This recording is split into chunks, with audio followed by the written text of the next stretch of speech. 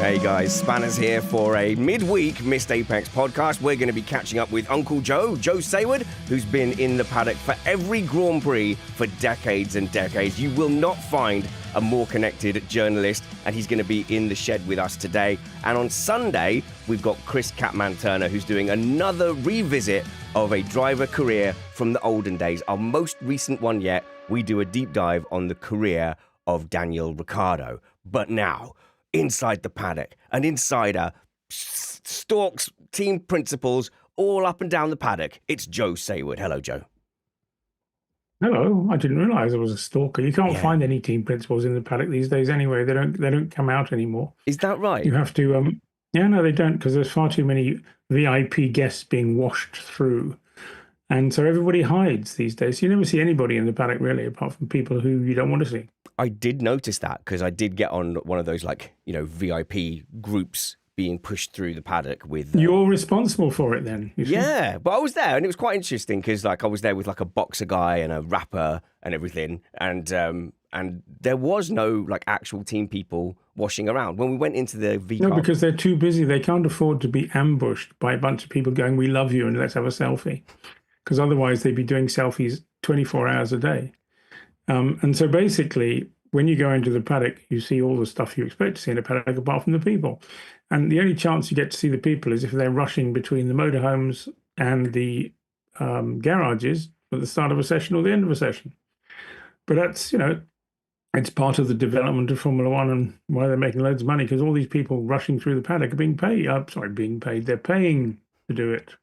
Well, it's normally, and there's a lot of brands also put the influencers in there. So, well, I'll take your word for it. I don't know. I've met a few influencers in Formula One so far, and I have to say that they might be a little lacking in, how shall I say, depth of content, perhaps. That would be the best way of putting it. It's actually been an amazing journey recently. I've been learning a lot of this, working with some people who manage these influencers. It's fascinating what the brands want, and the brands literally just want these guys to post a picture that will get a metric. So, this will have 1 million views of them going, "Hey, I'm here with Hugo Boss," or "I'm here with eBay and I'm in the garage." And that's what they're paying for. They don't need deep analysis of the tire strategies or anything. Well, they certainly don't get it. So there you are. Yeah, I mean, it's I was invited to a dinner earlier this year with a bunch of influencers, and I was deeply how shall I say? Were you whelmed? I was whelmed, completely whelmed. Yeah, by the fact that they just they were there sort of carrying handbags and looking pretty. That was about it, really. And if you asked them to spell all 20 drivers, they probably would struggle. And the non-handbag carrying ones are equally ignorant of F1 as well. I don't know. I haven't met any non-handbag carrying ones. Okay, before we get into they're not included because they're not famous enough, you see. Before we get into too much trouble, Joe, no, that's just interesting that on the surface, F1 has become more accessible, but actually everyone's just kind of hidden away. But when you're doing your job, you do go up and down the paddock. So who is it you're speaking to? Do you get on, the rear jackman, the derricks in mechanics, or can you get scheduled time with James Vowles or, I have scheduled times with all the big bananas when I need it. Some of them don't necessarily want to talk to me. Thanks, Zach. But what? Most of them. Well, he never turns up at races much these days anyway. But when he is there, he keeps trying to avoid me, I think, because I always ask him difficult questions. So most of them I can get to if I want to. Some I don't want to. Some I do want to. And a race like Baku is really good because there's nobody in the paddock. So I had a great long list. In fact, I was having trouble because we were having to sort of compete for time. The team principals were competing for my time just for a change. Oh. And so we had a couple of clashes. And so I had to blow some team principals out, which was quite funny, really. Oh, man. Got to know who you rejected. Oh, well, it's a timing thing. I didn't reject him because I saw him later, but Toto will survive, I'm sure.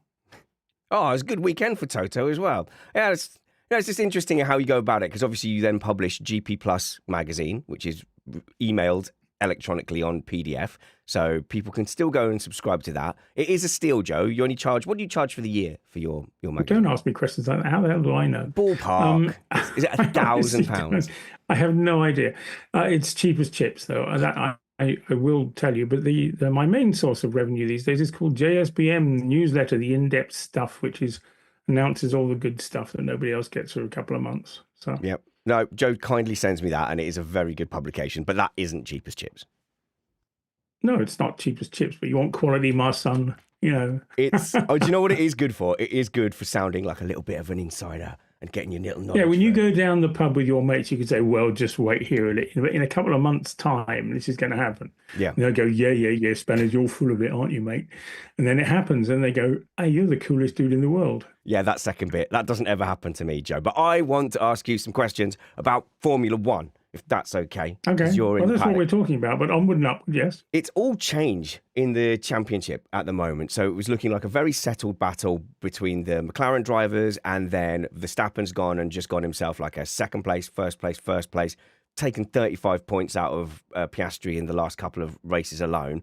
Is McLaren in any way concerned or starting to panic? What sense do you get from McLaren after like two pretty worrying weekends?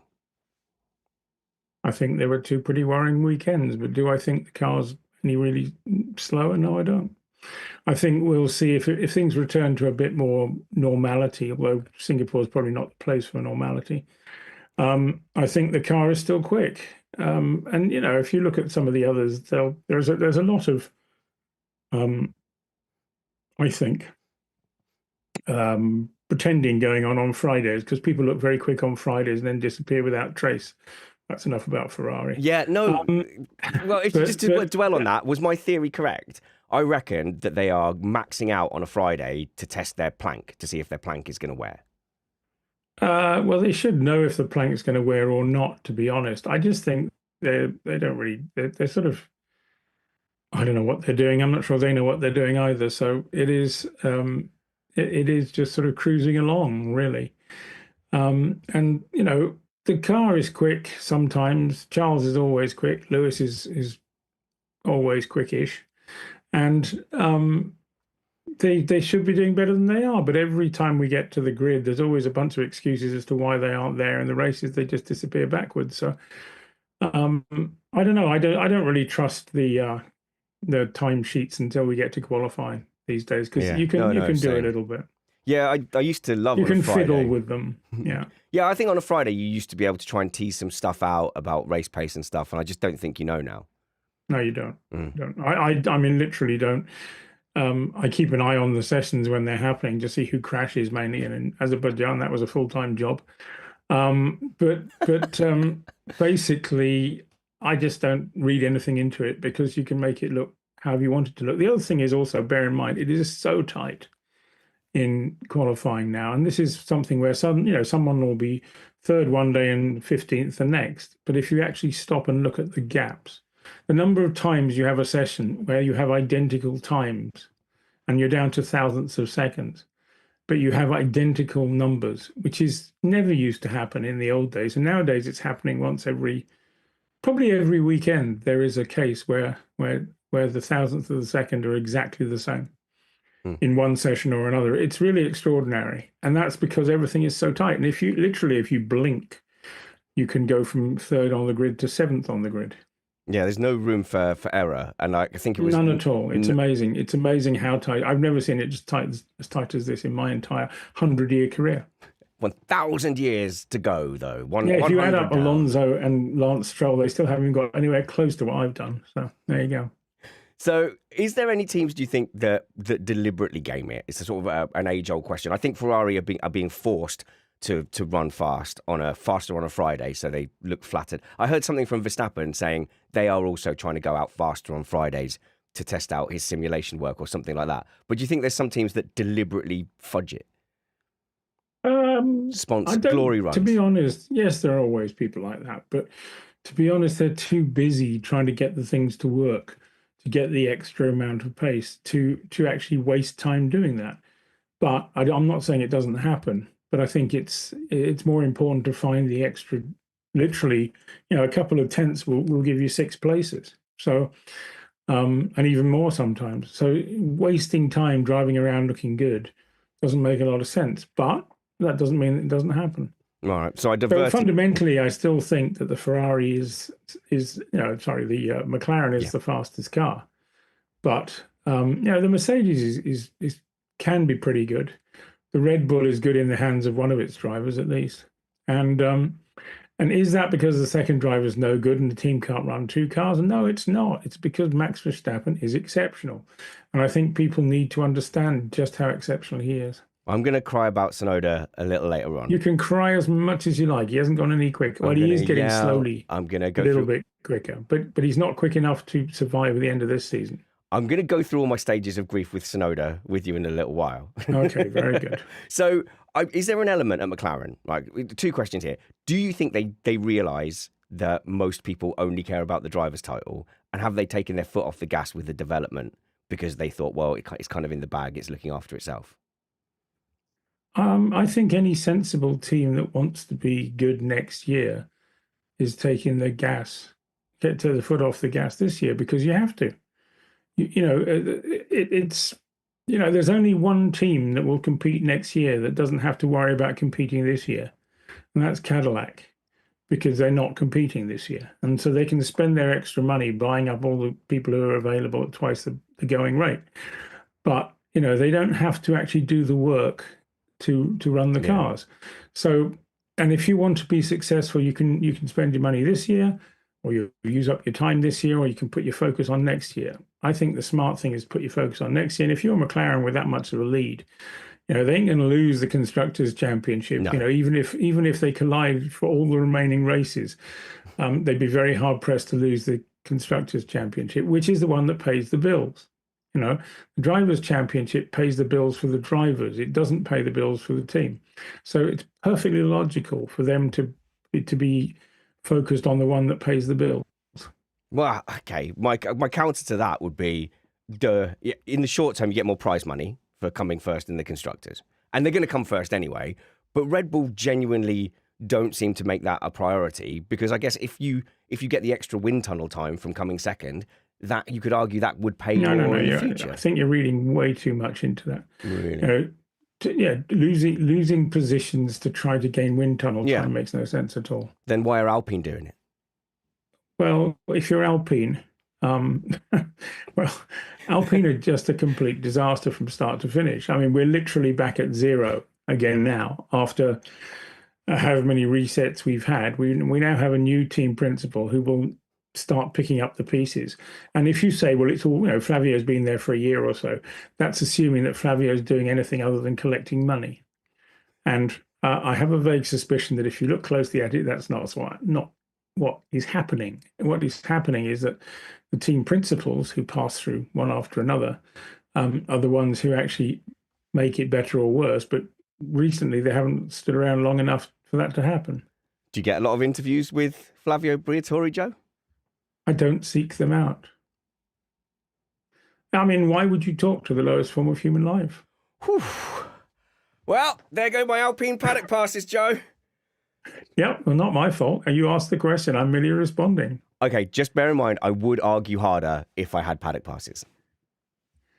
Okay, well, in that case, you see, and the other thing is there's no way Flavio would give you anything for free anyway, so you'd have to pay for it. Okay, well, we may as well linger on Alpine for a little while. He looked really unhappy with Colapinto's crash in qualifying. But, I mean, Gasly had that offer as well. Is Colapinto doomed, and who has the money, and is money the biggest factor for that second seat? No, I think performance is important. But having said that, if you don't have all the other things that come with performance,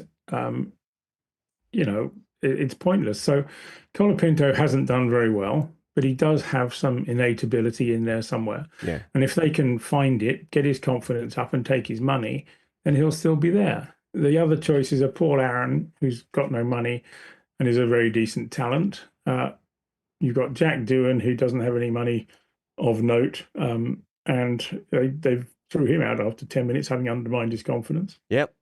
And hiring anybody else, why would you bother? Because you'll just undermine their confidence as well. So, it's a pointless exercise to try and get a big driver, because big drivers don't want to drive for Alpine, because it is, as the American military would say, it's cluster. Beep. Oof. Okay. And it needs fixing, and it can't be fixed in 10 minutes, which is something that the people in charge in Paris don't seem to understand. You've got to do a 3 to 4 year project to get that place back. They destroyed it.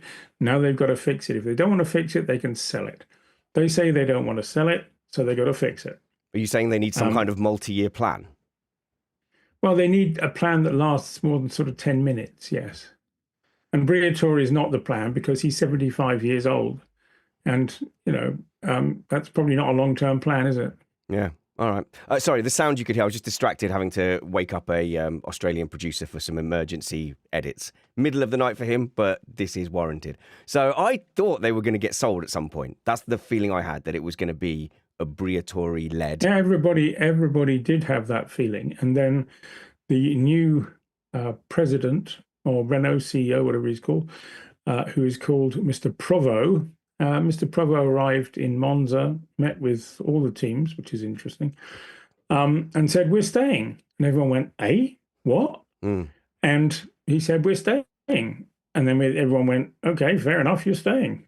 Okay, and now we all assume they're staying, which is good in one way because it means that the people who work at Enstone, the remaining people who work at Enstone, can say, there's something to work for now, as opposed to we don't know what's happening next week. So we'll see how it goes. I mean, I still struggle with the fact that you have a brand that builds now, or very soon, only electric cars, competing in a hybrid championship in a world full of tariffs. You can't sell an Alpine in America with a tariff on it. You can barely sell them in Europe, let alone you can sell them in France because people know what it means.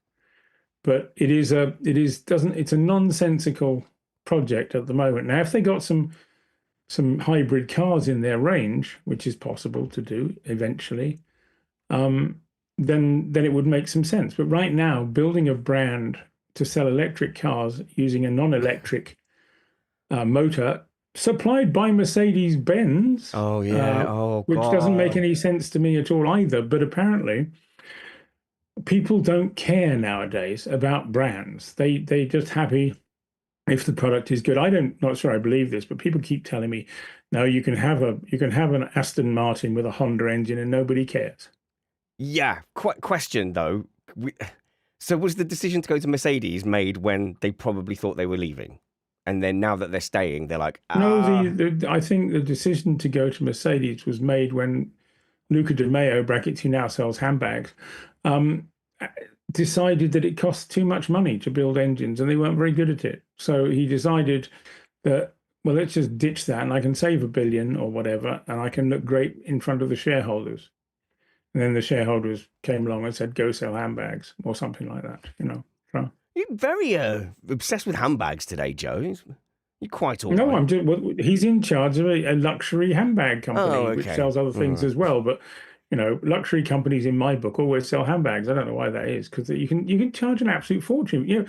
Spanners, I don't know why we're wasting time on motor racing. You make handbags, and you tell people that Jane Birkin wanted one of these years ago, and suddenly there's $1,000 arrive in your bank account. I'm in. This is now a handbag podcast, but we should finish up on the F1 Just name news. it after Jane Birkin, and then you got it made then, I've just looked up Alpine road cars, and I drive through France maybe once or twice a year, and I don't think I've ever seen an Alpine on the road. I've never seen one in the UK. I see them from time to time, and they're jolly nice to look at if you like that sort of vintage look. But they are sort of knockoff Porsches, you know what I mean? Yeah, I can see that.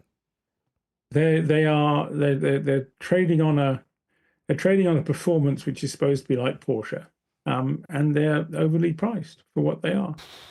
And then that's without the tariff numbers which go on top, obviously. So you've got to be seriously keen on Alpine. And if you don't know that Alpine is a brand with some sort of sexy value, why would you do that? Do you know what I mean? I've got a couple of lads that get in touch with me from Alpine, and they're always like, Spanners, like you're always like massively bashing on the team, and it's all like negative, and this is not going to help. Is there anything? No, I'm not bashing the team. I'm not bashing the team because the team consists of some very good people, but they've lost a lot of very good people. They've been really badly managed from super above the team level. In other words, Paris. They have just been appallingly led. And so that's why people have left. And that's why they've gone into a downward spiral. You've got to reverse that spiral, use the good people you've got, and get more people in. The trouble is getting more people in at a time when everybody's recruiting, and Cadillac's got twice as much money as everybody because they're not racing this year, so their racing budget, they've got 50 million to spend, so they're signing huge deals with every available person. And it was described to me recently by somebody in the Alpine world, let's put it that way, who said that being at Alpine is like being the last girl on the dance floor at midnight. Oh my God. No. And right now, you've got to make yourself attractive to get the good stuff, and it's really difficult to do. Well, no, I don't think that's helped any of the guys and girls from Alpine that are tuning in, Joe. I was hoping you'd give them some reasons to be positive and hopeful for the future. I am giving them reason to be positive. They now have a leader at team level who has an understanding of how Formula One works, and I'm not talking about Flavio Briatore. Who is that, Joe? Steve Nielsen, the new team principal. Oh, okay. Oh, I'd missed. Who has been around Formula One longer than I have. Just saying to the patron chat, by the way, how many of you were aware of the new Alpine team principal and have heard that name before? Because I don't think I've heard that one time. You never heard the name Steve Nielsen? No. And I didn't know there was a new team principal. I completely lost track. Okay. Well, so Steve Nielsen's been in Formula One since 1985. He's worked at pretty much every team. He's been sporting director. He has never been a team principal before, but he was at the Formula One group as their sporting director, at the FIA as their sporting director. He was sporting director of Williams, AlphaTauri. He was at Benetton for years and years and years. He was at Team Lotus way back when. He was part of the Honda F1 program, the secret one at one point, and he's done everything. And he literally has been there longer than me. So if there's one bloke who knows how to do Formula One, Steve is your man. The fact that he's kept a low profile is a good thing in many respects, because he doesn't have the sort of egomaniac thing that some team principals have. So look, this is the live chat saying when was he appointed? Not aware. There's a new Alpine team principal ? Yeah, they do seem to have kept that quite low key. Just send Briatore I out. dare say that Flavio Briatore likes people to think he's the team principal, but he's not. Right. He is a consultant with a very ridiculous deal that the man who departed from Renault agreed to without telling the board of Renault. But he's not running anything apart from the money. He finds money from Italian companies that come in and give the budget to Alpine. And he takes a percentage of that and goes home every evening quite happy. Oh my God! Who put a 50p in Joe this morning? Now I know. But I'm always like this. I know the trigger words now.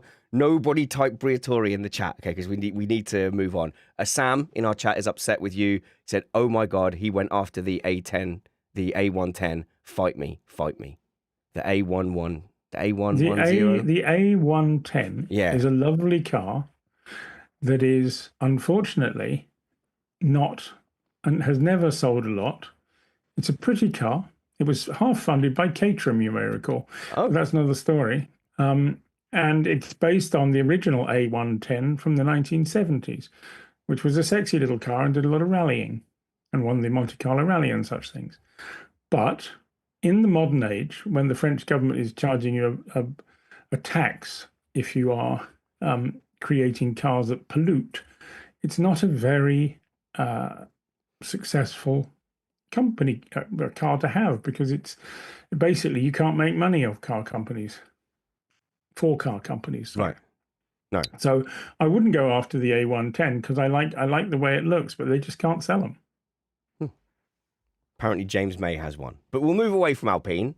We'll see if we can simmer things down here. So we had kind of we were trying to do McLaren before your mind drew you to Alpine and the seething rage. No, you mentioned Alpine. Yeah. It wasn't my fault. Anyway, so McLaren, yes, it's a car company that actually, if you want to look at car companies in trouble, you could look at the McLaren car company away from Formula One. Really? It's the same thing. Oh, they are, and Aston Martin is another one.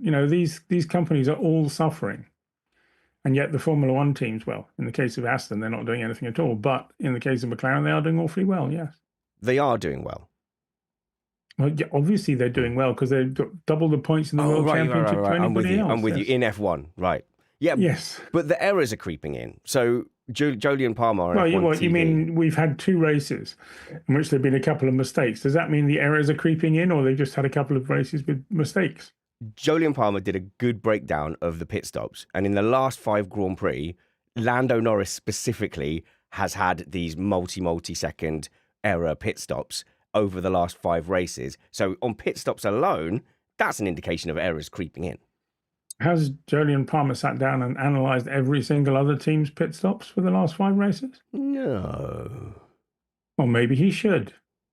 I'll get on And that. also, there's a psychological element to this, If the people believe in the driver, fewer mistakes are made. What? No way. What you're saying, like, we don't believe in Lando, so we're not going to put the tyre on properly or quickly enough. No, it's not. It's not a conscious thing. It's a subconscious thing. If you are Lance Stroll's mechanic, you don't bust the last millisecond because that when push comes to shove, he's going to stick it in the wall. You're going to have to fix it again. And there is a subconscious level of attention that goes with people like Max Verstappen. They never make mistakes on his pit stops, do they? Too scared of him. I'm not scared of him. He's a nice bloke. What's wrong with you? How have you found a way to blame Lando Norris for having consistently? I'm not blaming Lando Norris. I'm saying that there is a psychological element where if people think he's going to win the world championship, then maybe they will be like Max Verstappen's pit crew. They lock in. But there is Lando Norris has made lots of mistakes this year. And so these guys who work day and night for him, and they look across the garage to Oscar Piastri, who until last weekend, I can't even remember the last time he made a mistake. He just put them all into one weekend, So, and it was a right pig's ear of a weekend for him. I mean, he couldn't have messed it up even more than he did, I don't think. Do you reckon that was track specific, or is the pressure building?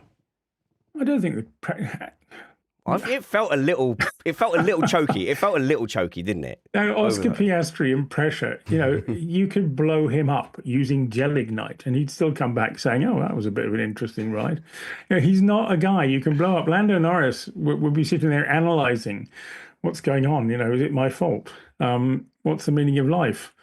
And all this sort of stuff, where Oscar just gets on and does the job. But if you look at the World Championship, that is reflected in the number of points they've all got. Lando's been incredibly lucky this year on a number of occasions where he's picked up things and Oscar's suffered for it. It is amazing. And yet Oscar's still way ahead. Without the DNF, the gap is 7 points at best.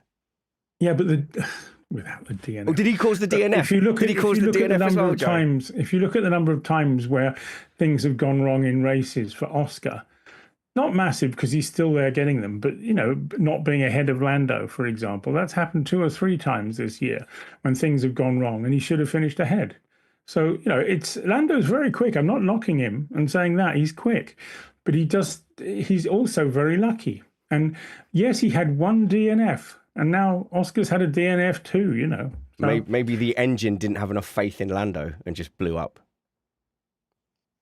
But I don't think that's going to, you have to expect engine failures from time to time. It happens to everybody. And it happened, if you remember, Nico Rosberg's a world champion because of an engine failure, isn't he? Yes, he is, Joe. I try not to think about that, although it haunts my every waking fan nightmare. So you deny that there's any problem going on at McLaren. To me, my overall vibe is... I don't think I see anything that is structurally significant, apart from perhaps the fact that they're not doing the development that other teams are maybe doing. There we go. Yeah, because I think in their heads they really value the team championship, and I think they won't be devastated about if they had to pick one. I think they'd pick the team championship. I think you have to understand the mentality of teams, which is the Constructors' Championship always comes first. Fans don't get it, but it always comes first because that's what decides the money. And it's simple as that. Look at Red Bull. I mean, Red Bull, if they had 2 drivers who could do it, they'd have been Constructors' champions as well over many years. But Max Verstappen may be a genius, but he can't win Constructors' championships on his own every year. Well, let's move to Red Bull, Joe. I have plenty of things to ask you and grill you about Red Bull. But since I'm ready to be grilled. I want to start on the team principal, Lauren Mekies. So the feeling I had initially was, look, it all blew up with Horner. Another bloke, yeah. And then looking around going, have we got any spares? Oh, there he is. There's Mekies. But he's come in. The results have gone his way. Everything seems steady. Everything seems calm and happy. Is he now like solidly in a position where he's maybe not going to be the caretaker team principal and CEO that he can stamp his name on Red Bull going forward? I don't think it was ever a question of him being a temporary stand-in or whatever. Lauren is a good bloke. He's been around from Formula One for at least 25 years. And so he knows his way around. He's done a lot of different jobs. He's worked at Minardi, he's worked at Ferrari, he's worked at the FIA. And he knows what he's doing. What he's particularly good at is relating to human beings, which is a key skill of team principals these days. You make people feel valued. Humans, you say? Well, that's what it's all about. It's about humans. Humans make teams, and teams win championships. I prefer. Who was it that described the drivers as light bulbs? Because there you can just take one out and put. Well, whoever described drivers as light bulbs hasn't got a clue what they're talking about. But that's how it's. I know that may be somebody famous in the past, and maybe that was true in the past, but it's not true today. I think it's Pat Simmons. But that's how I treat the panel on Missed Apex. You can just unscrew one. Oh, well, you're having a baby, are you? Out you go. Right, bring in another fresh one. Yeah, you can always replace people, but are they as good as the ones you're replacing is another question. And you've got to value the people. The key test for Lauren Mekies is now they have a deal with Christian Horner and it's settled and he's leaving the team or has officially left the team. They have clauses in a number of contracts called the Christian Horner clause. It's not really, but that's a good way of describing it. Okay. And the Christian Horner clause means if Christian Horner leaves, I can leave too. So we can start looking now and seeing how many engineers are going to start leaving Red Bull because Christian's not there. Now, there is an advantage for Red Bull in that Christian hasn't got anywhere to go at the moment. But if he had somewhere to go, would the people leave and go and work with him somewhere else? The answer to that is, in a lot of cases, yes. So they are worried about it. Believe me, they're worried about it. But Horner has officially left, though, and been paid off, right? He has well, they haven't put out a press release to that effect, at least not that I've received. But I believe that he has been. He's been taken off the directorship at Companies House.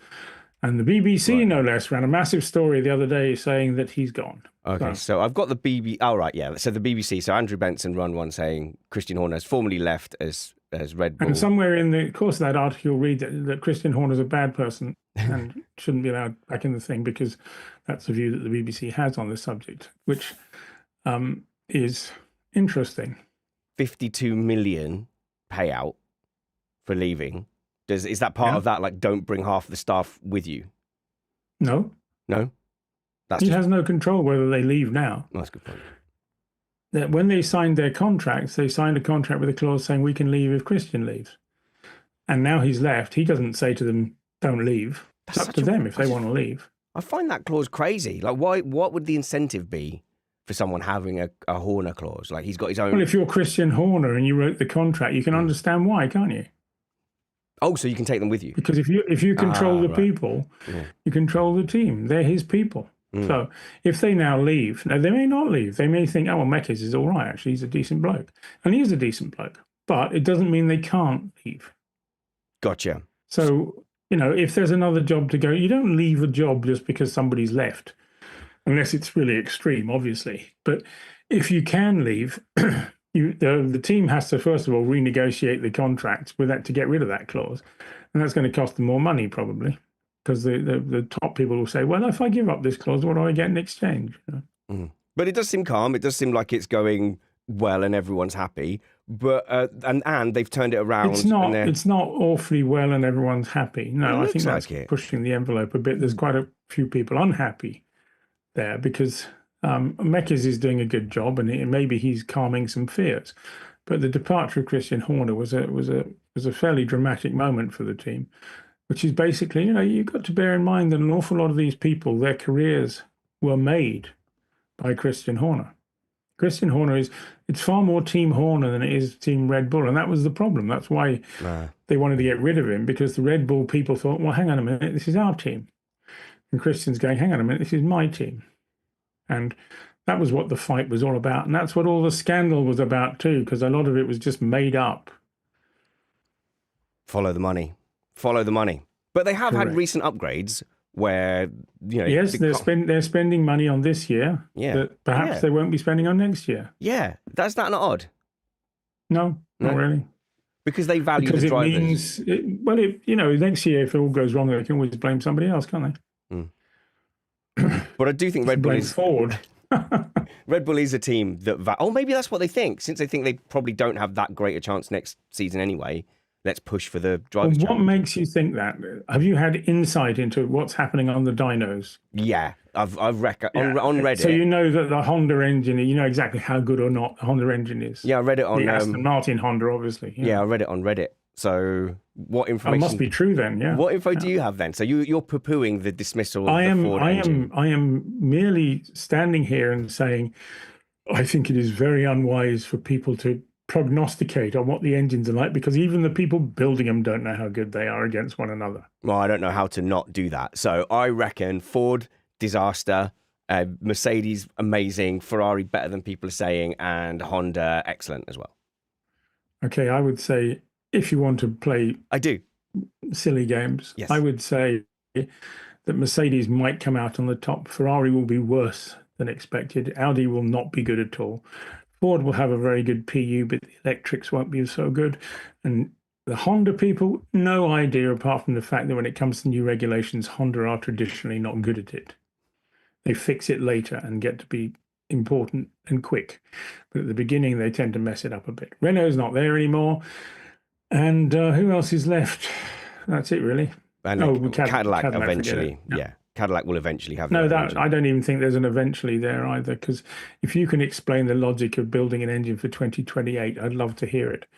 Because it's worth investing $1 billion to have an engine that's 2 years behind everybody with only 3 years to prove itself. How does that work? Are these people making decisions at Cadillac boardroom level in Detroit that stupid? I think not. Okay, I don't know which thread to pull on. Okay. You can pull on anything you like, Spanners, if you'll pardon the French. There was a rumor, of a rumor. So there was a thing going around saying that the poo-pooing of the Ferrari engine was a smear campaign to put off staff from going to the Ferrari engine department. Why would... Oh, never mind. See, this is what happens when people stay at home and make up theories. No, I'm sorry, but you've got to bear in mind, okay. This is my job. Yeah, that's as maybe. But if you put out a tweety thing, or whatever you call them these days, put out a tweety thing and say, all you Formula One journalists out there, can you tell us how many Formula One journalists there were in Baku? Serious, permanent Formula One journalists. How many were in Baku? And you know what? If you get 25 answers, you'll be lucky. So there wasn't many? I've just told you how many there were. All right. Globally, the whole world, 25 journalists turned up. Compared to there are not hundreds of F1 journalists in the know in this world. There's just a whole bunch of people pretending to be in the know. I know people get upset when I mention it. Yeah, because you called everyone bottom feeders. They're sitting at home and they don't even have to pay the bus fare to go down to the job creation department and pick up their dole money and then go home and pretend to be an F1 journalist or whatever they do. You know, it's just, it's such crap. People are sold crap by all these websites that they think have got somebody on the ground. They haven't got anybody. They're just nicking it all. Well, Missed Apex is free. We're not selling it. But if you do want to be part of our Patreon Discord and get, exclusive extra content... Spanners, this has got nothing to do with you. It's got to do with a whole bunch of websites that have got fancy names when people think they're in the know and they're not. They don't know the first thing about anything. Yeah, I do see that there's a lot of people make their kind of mark on X and Blue Sky by talking about inside whispers and my inside sources tell me. And they're like fortune tellers. And so when it's correct they go, see, I told you. But when it's obviously didn't come to fruition, they just gently ignore or Do you know what? delete Do you know what those the tweets. easiest way to spot a fake Formula One journalist? Tell me. When they have on their website, whatever they call it, if they have the words FIA accredited, that is guaranteed that they're not regulars, because regulars don't need to tell the world they're FIA accredited because they already know that. The people doing that are trying to prove they're on the inside, which means that once they got a pass, and ever since then, they've been trading off that. So if you see any website with FIA accredited journalism written on it, or whatever it is, just ignore them because they don't know what they're talking about. Matt Trumpets does that. I'm pretty sure he's got that on his bio because he got accredited to the Formula E one there time. You go then. That is a very good way of judging it, because the people on the inside don't care whether you're FIA accredited or not. All right. Well, then in that case, people need to stick to just proper journalists like you, Joe, who do a great blog. So the Joe Blogs F1 and the Green Notebook. Yeah, I do that occasionally just to remind people that I'm out there. But at the end of the day, you still have to pay to go to all these races, you see. And that's something that costs an awful lot of money and almost nobody can afford to do. So, which is why they're all stay-at-home journalists. And believe me, it is really hard to do this. And so when, if you want to have very average content, that's easy to do. If you want good content, you got to pay for it. So. Oh no, I have to go to all these exotic places and watch F1. Oh, my life is so hard. Joe, you get to go to all the F1 all the time. And who pays for it, Spanners? Your fine subscribers who can check out all your information and content. No, and so they give me money. Who actually pays the bills? I do. And that, Spanners, when you stop and think about it, before you start to pay your mortgage, you've got to pay 60 grand in expenses before you start paying for everything else. People don't get that. People think, why do you get upset about fake journalists? And I say, because they impact on my lifestyle. When people nick my stuff and run it through AI and pretend it's theirs, which happened to me recently. Name them. Well, I have already. Let's not. If you look on the internet, you'll find I have named I saw you do that. I was nearly about to dox someone. Sorry. And to be quite honest, they deserve everything they get, and crucifixion is too good for them. But because they're basically destroying, they are destroying what is left of F1 journalism, and there's very little left of proper F1 journalism. And eventually, when the last remaining ones are retired, and they're retiring at quite a rate now, because next year we're going to lose at least 2 of the proper F1 journalists who are saying, I've had enough of this, not doing this anymore. And there's only, if you lose 2 of 20, that's 10%. Crucifixion? No, freedom for me. They said I hadn't done anything wrong and I can go live on an island somewhere. So, Joe, I know you only deal in facts, but can Max Verstappen, in your opinion, overcome 69 points and be world champion in 2025? No. I think he can do it. Well, yes, I know, but that's because you live in Cloud Cuckoo Land. All right, thanks, Joe. I just think his error rate is like next to zero. They just deliver what the package can deliver. And Oscar Piastri's error rate was just as good until last weekend, when he made 2 mistakes. Max Verstappen does make mistakes sometimes, but people forget because he's very good. And the other thing is that Max Verstappen is an exceptional racing driver. And I think if you look at, for example, Jacques Villeneuve, who always says it as it is, he thinks that Max Verstappen is the absolute genius of Formula One. And I'm with him on that, because I think Max Verstappen is extraordinary, really extraordinary. There's one a generation, and I think even one of 2 or 3 generations sometimes, who come along and they're just amazing. And Max is that. So, and I've seen a few generations, so I think it's difficult to judge, but comparing one generation with the next, but he is quite exceptional, the way he can just navigate his way through problems and come out ahead. Yeah, I think this is what I was trying to get across. And believe me, Verstappen fans got angry at me for doing this, because I didn't say that he was the second coming and that he would be leading the rapture. But the thing I really admire about Verstappen is, like, he's a good sportsman. He is figuring out the sport and navigating the sport well, I think, in ways that other drivers just don't see. He's also, people confuse Max Verstappen with his father. And his father had a number of fiery qualities. And Max occasionally gets upset about things, which usually for a reason. But he's not like his father in many other respects. He is very much a much calmer human being, and you shouldn't believe the stereotype just because his name is Verstappen. He's therefore, a bad egg, a bad sport, whatever you want to call him. He's none of those things. And, there is every so often he will throw a wobbly. And every so often there will be a moment at which he has to say, well, I have to do this. And whether the other bloke likes it or not, I might get the blame for it. But the other bloke was pushing his luck. That happens too. So, because they're racing drivers, they're aggressive by nature. They're all aggressive by nature. Okay, but here's... Even that nice Alex Albon, when he takes his helmet off, he's a lovely bloke, but he puts his helmet on and he can be pretty aggressive too. That racing helmet and that visor does something to you. Yeah, but that's why they are what they are. It's the skill. The skill is to be able to change when you get out again and be Mr. Lovely and look after little bunny rabbits and things like that. And in the car, you can be ferocious. Who votes we get Joe in a mic'd up go-kart and we see what Joe's like behind the wheel? I can tell you what I'm like. I'd be absolute rubbish, but that's not the point.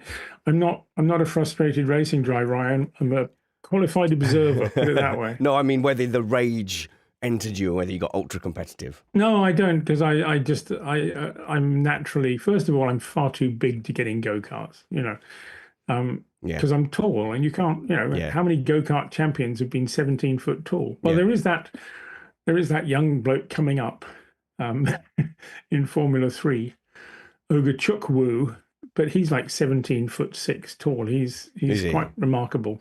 Yeah, but I'm not sure he's ever going to make it because his head sticks out so far. I don't think tall people... I like that tall people are disadvantaged. You've all got basketball or like rugby to go and play. Go and play your tall people sports. I can't believe you're such stereotypes, honestly. Yeah, just leave us alone. Spanners. And there's you, I thought, Mr. Egalitarian. And here we are, stereotypes, honestly. I'm going to have to look up egalitarian, but I am still a middle-aged man. So, right. I've got some things here, right? So there was a quote from Lando Norris about priorities in life, which the thing I like about Verstappen and Hamilton and Alonso is they live and breathe their sport and they're at the very pinnacle of sport. So I don't want to come across too like whatever the opposite of what the word you said was, but he said that his priorities are not F1. His priorities are having fun and having a good life, which on the surface of it just seems like healthy. And that's good for mental health. But on the other side of the coin, you're fighting for a world championship. This could be the last world championship you fight for. You're in your prime. Your knees will never feel better. You'll never have this greater opportunity on the world stage. And for him to say, it's not my priority, let's say that that's the best thing for Lando Norris. That's great, but that does question his hunger. And I think it does, comments like that. I would tend to agree with you. Well, that's never happened before.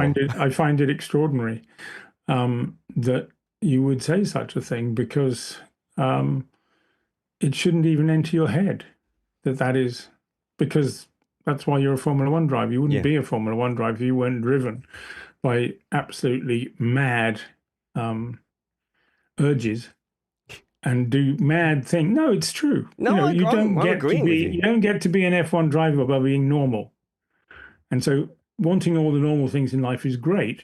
That's when you retire, but not when you're at the peak of your supposed careers. It's a very weird thing to say. Yeah. I'm trying to find the exact quote so I don't misquote, but the website I clicked on is awful with the pop-ups. For me, that's the priority. Here you go. He said, the championship is not his number one priority. For me, that the priority is the having fun thing, is to enjoy my life and have fun and share it with others. And then priority number 2 is to try and win the championship. So from a sporting point of view, from a fan point of view, I read that and go, well, why am I going to get behind and root for you? I want to be passionate. I want to share like the passion of a driver. And, that's why there's Alonso fans, because they believe his fight, even fighting for 10th place, not 11th, because then I'll have a mystery engine failure and have to pull in. But, you can get behind Verstappen because he lives and breathes motorsport. I think was that a GQ magazine one where he was wearing the woolly jumpers? I don't think that's a great. I don't think that's a great. I don't read any of this stuff. Yeah. But just take a look. The other day there was a weekend off Where was Max Verstappen? He was racing around the old Nürburgring in a GT something or other car. That's Max Verstappen. He's a racer. He goes home, puts his suitcase down in the hallway, and he goes and sits down at the simulator he's got there and plays games. He doesn't go dancing in Amsterdam and think nobody's seeing him doing it. Joe, with love and respect for your career, he sits down and drives his sim.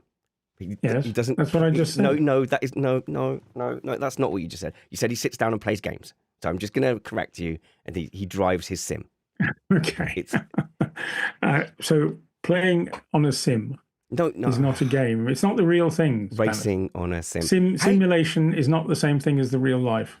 So did you, when he came back from doing the Nürburgring stuff, doing his license, which is really cool that he came through the bottom and respected all the license system, and the camera has to. Yeah. Well, no, he could just not do it, couldn't he? So some drivers... not bother doing it. Well, apparently Rossi was like, no, it's beneath me, I'm not going to do it, and so dipped out of it. But Behrman was asking him, like, how did it get on and everything, and he was like, yeah, because I've driven it in the sim loads, it was great, and I understood it all. You just had to get used to the compression and how it moved your body, but it helped a lot. So, this is the best racing driver in the world right now, talking about how great sims are. So yeah, they are extraordinary value, but at the end of the day, they are still not a replacement for the real thing. Oh my god, the chat has gone mad because there's a delay, and there's exclamation marks and capitals there, Joe. Right, where do we go next? Yeah, and I'm just saying, it's a passionate crowd you're messing with. You think Perez fans are bad? Get on the wrong side of the sim racing community. Oh, believe me, I don't think I know.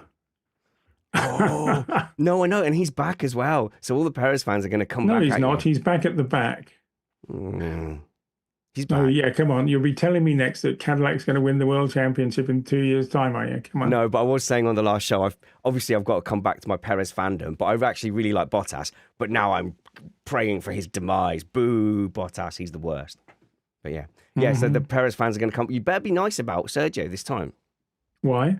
Because you were super mean last time, and now we know... I wasn't super mean, I was super right. Joe, I've got a really good segue. And now we know that he didn't have the right equipment and didn't have all the same equipment, because Mekis has told us that Tsunoda didn't have it and that they underestimated the disadvantage that he had. Yeah, well, Tsunoda and Perez, there's a large gap between the two of them, which involved Liam Lawson as well. The thing is, it's very hard. It's like... not that any modern fan would ever have heard of these people, but if you were Jim Clark's teammate in the day at Lotus, you didn't do very well. Didn't matter who you were, you didn't do very well. And they were all good drivers, but when they went up against the master, they all came away not looking good. And if you're in Formula One, you have to come away looking good.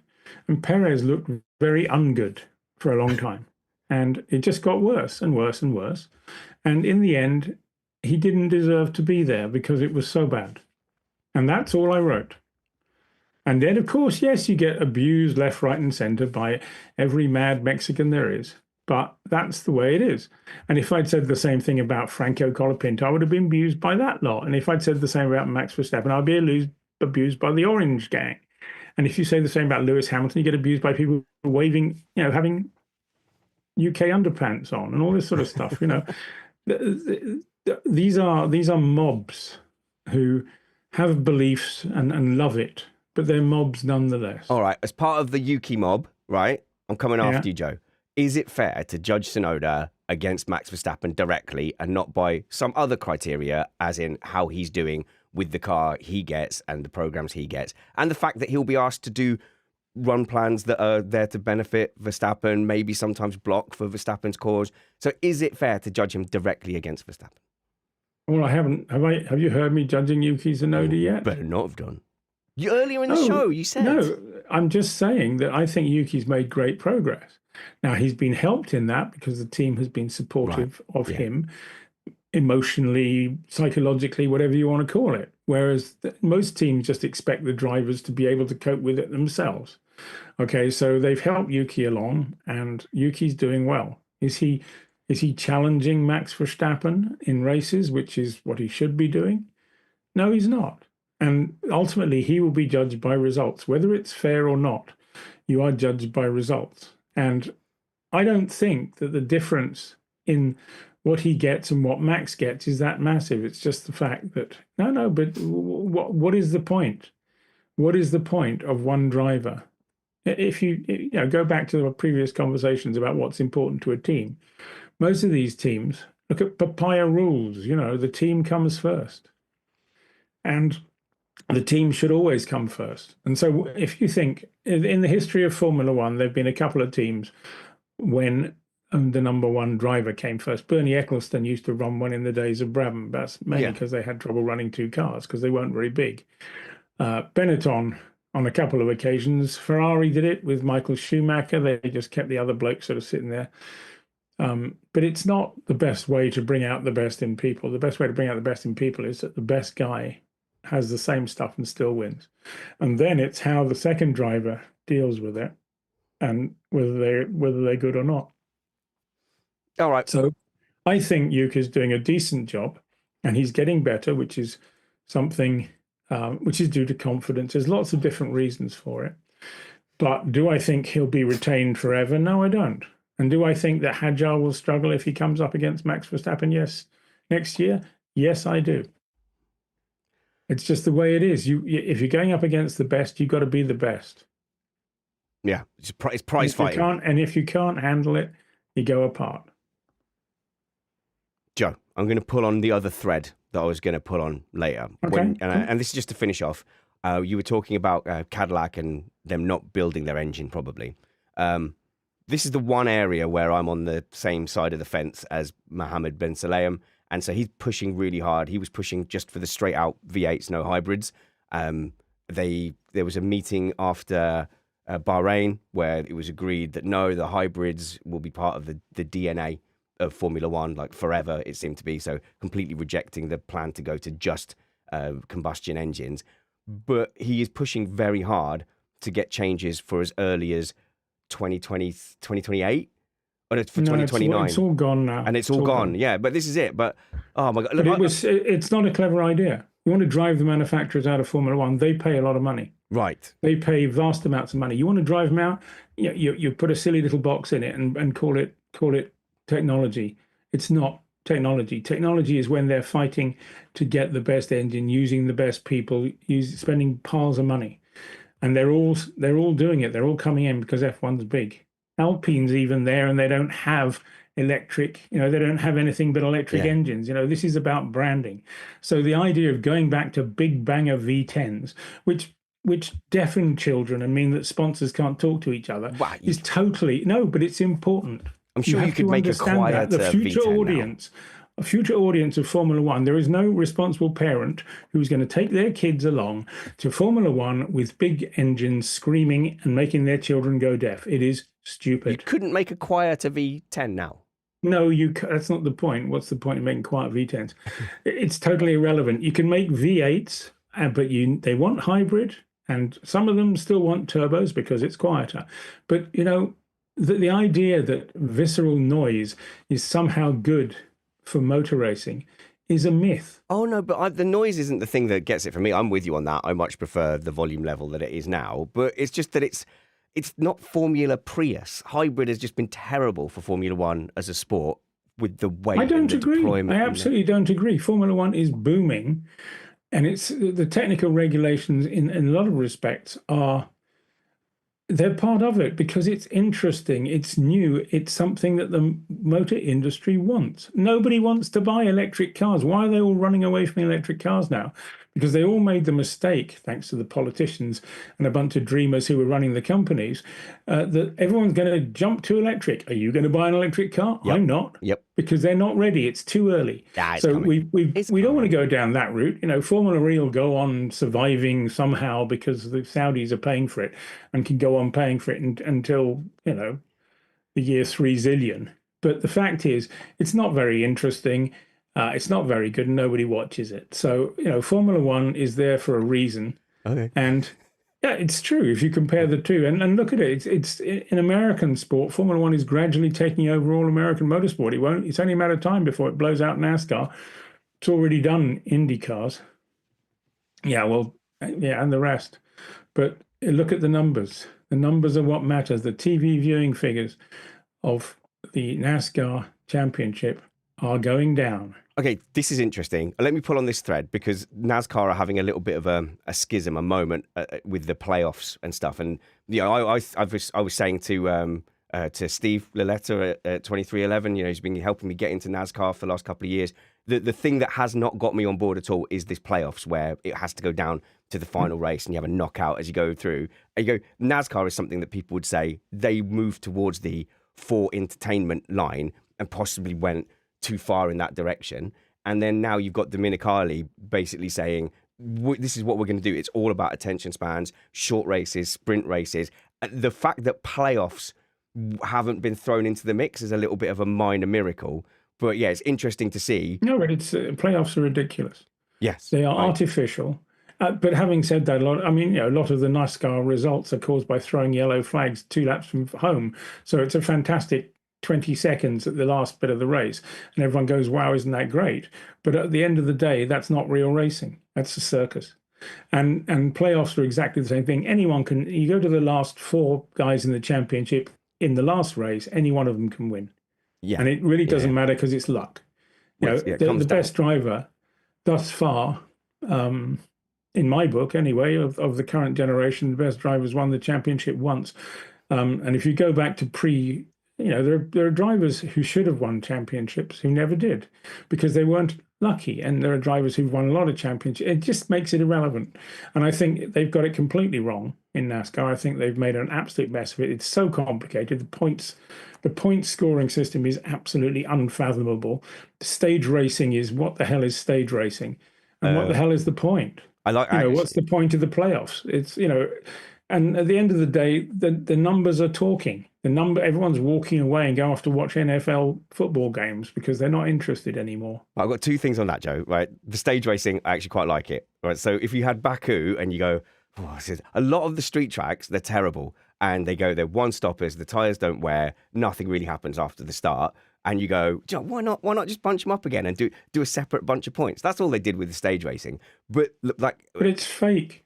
Everything's fake, and motorsport's entirely made up. Everything's not. You fake. You don't pluck motorsport off a tree. There's not a motorsport orchard. You have to invent something. If you have the start of a race, they start racing, they go on racing, they finish racing, and the fastest bloke overall wins. Not some half-assed thing where they're racing to win the first third of it, so they get more points. There was one thing, though, that Formula One nearly went down the road of, which is these 2-lap shootouts. So anything happens near the end, throw the red flag and do the 2, have a little sprint towards the end. Sorry, where do you get the idea that Formula One nearly went down some road towards 2-lap shootout? 2021 in Baku. No, but hang on, there's no plan or project ever to go down to two race shootouts. No, but it was rather than a safety car. If there's an event near the end, throw the red flag. Safety cars are another issue. Yeah. I mean, the fact is, safety cars are now, they're a plague because if a mechanic sneezes, there's a safety car these days. I mean, it's ridiculous, and sometimes you can actually. I understand that they have to worry about insurance and this and that and all the rest of this stuff, but sometimes it's just ridiculous. They keep throwing yellow, orange, whatever coloured flags. It drives me nuts. And qualifying was ridiculous in Baku. It was ridiculous. Yeah, you didn't need. In fact, one of the red flags, the car had already departed and gone back to the pits. So you've got people throwing red flags for pointless reasons. Yes, if there's a serious accident, have a red flag. But, otherwise, just if you have to have virtual safety cars, have virtual safety cars. But it's just gone completely the other way. I could agree somewhat. What, do you hate safety, Joe? But, yeah. So no, I don't hate safety. But I also, one of the things about motor racing is that people watch it because it's exciting and because it can be dangerous. That's just part of it. It's part of the mentality of it. And if you make it completely non-dangerous and completely not exciting, then people will stop watching it. It's very simple because they'll go and watch UFC where you see somebody beating somebody up and a bit of blood and all this sort of stuff. That's what people want. They go to hangings. People go to hangings. Remember this. Have you also recently just watched The Life of Brian? Because I just watched it with the kids for the first time. It feels like you're referencing it a lot. Yeah, but I'm not referencing any of it. The fact is that is a reality of life. People like this stuff. And, it's I don't necessarily get it, why they'd like this stuff. The last thing I'd like to see is someone having their head chopped off with an axe. But people go and see this stuff. Why do they do that? Okay, I may have lost control of this interview. My only lingering point on that was F1 went down this path of it can never finish under the safety car. Let's make it more exciting. NASCAR has a system where if anything happens during the last couple of laps, instead of finishing under caution, they will just add further laps on. And we were watching an Xfinity race where we were hanging around for an extra hour watching this happen. So I'm glad F1 hasn't gone down that route. But it really is a genuine battle for the soul of the sport versus what they think will be entertaining and profitable. And I think F1 is at a quite interesting fork right now. No, F1 has been at that interesting fork for many years. It just keeps on the right side of it, and it doesn't give way to the silly circus mentality that some people want. Stefano's right in a way, because attention spans are coming down. Now, does that mean that we should change the length of races because the people can't figure it out? It's like, should we stop publishing books because people can't read more than 100 words without getting their heads hurting? Yeah. It's the same thing. We have to find a balance. And I think the balance is to maintain tradition, but at the same time, being aware of the fact that some people want to watch highlights because they're too busy texting each other to have any time to do anything else other than texting each other silly faces or whatever they do. I have no idea what they do, but people seem to spend their entire lives on their telephones walking into things, including me sometimes, which annoys me intensely. I have no idea what they do. Do they have that many friends, or are they just sending pictures of their bottom? Let's stop. Joe, just right. Let's rank the top 5 moments. That with Joe talking about bottoms. EV rant, didn't agree, but loved the passion. Safety car rant was pretty good, but the Briatore one was definitely litigious. I would say. I think we're going to be. It's not litigious. It's a matter of opinion. If it was litigious, I'd get sued. No, I am allowed to have an opinion of the man. Okay. I didn't say anything that was litigious. Okay. Yet. So I think we're going to... No, I'm not going to say anything that is, because I'm smart enough to know what you can and can't say. And you are. Yes. It's many years I've been writing about things and knowing what I can and can't say. There are some journalists in the world who don't know the difference. And that's very dangerous, because then they can come up one day in a court and get fined lots of money. Well, ignore all those journalists and check out the links in the show notes below where we'll find all of Joe's stuff. But just audibly, Joe, where's the best place for people to go to find the things you do? Well, if you go to flatoutpublishing.com, it's all there. Flatoutpublishing.com. Yes, I didn't have to search it for myself, but that's what I will put in the show notes. There's a link. People don't like typing. So if you put a link in, people will click on that. And please consider clicking our Patreon link to support us. That's why I can do this on a weekday around lunchtime, sit and talk to Uncle Joe. It's because we're supported at patreon.com/Missed Apex. Until we see you next, work hard, be kind, and have fun. This was Inside F1 with me, Spanners, and Joe.